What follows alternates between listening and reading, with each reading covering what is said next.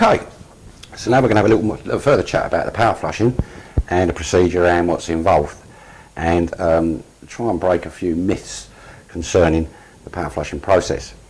Now, a lot of companies, especially the bigger ones, use the power flushing process as a bit of a cash cow. Basically a way of selling products to people that they don't necessarily need, and or they use it as a get out clause out of repairing boilers which they don't want to repair because they can just blame it on the system. And because of the clauses in contracts and stuff that you sign when you sign up for these contracts, there will be a get out clause in there saying that they won't repair the boiler if it's anything to do with a dirty or contaminated heating system. So you have to be a little bit careful. However, the main myth, or the main sort of, how can I put it, slightly disingenuous reasons for power flushing. The boiler itself, if it's been contaminated or if it's full of rust and corrosion, will not be cured, or the problem will not be rectified by a power flush. The only analogy I can sort of use to try and describe this is basically if you've got a tree parked in your driveway and you drive your car into your tree and you smash your car up. Now, to prevent that happening again, the best thing to do is to remove the tree. So you pay and you have the tree cut down. Fantastic.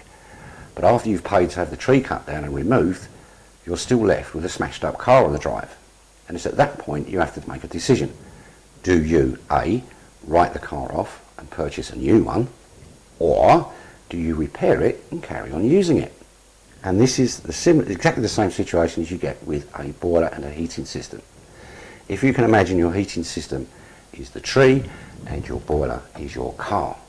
So you have the problem with the corrosion and the magnetite, and the boiler has now been badly or severely damaged. You're then told that the damage has been caused by corrosion in the heating system, the tree.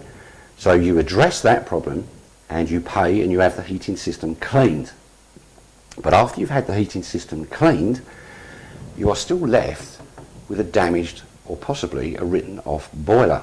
So then you have to make another decision and another cost as to whether you want the boiler replaced or whether you want it repaired and to carry on using it.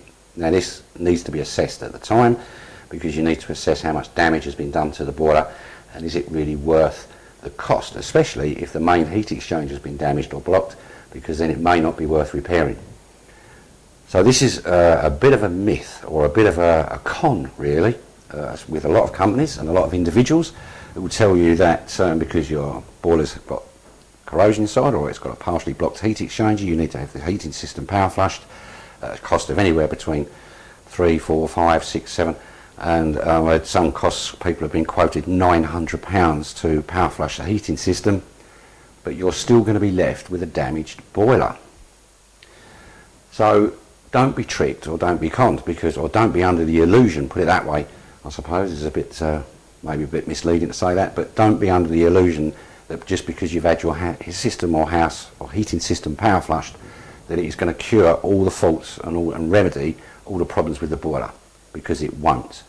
It will only stop the problem reoccurring and reduce the damage to the boiler in future.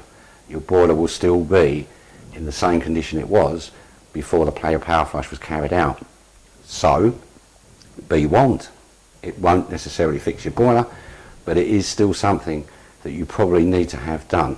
So at least you're pre-warned. So hopefully you're a bit wiser now. See you next time.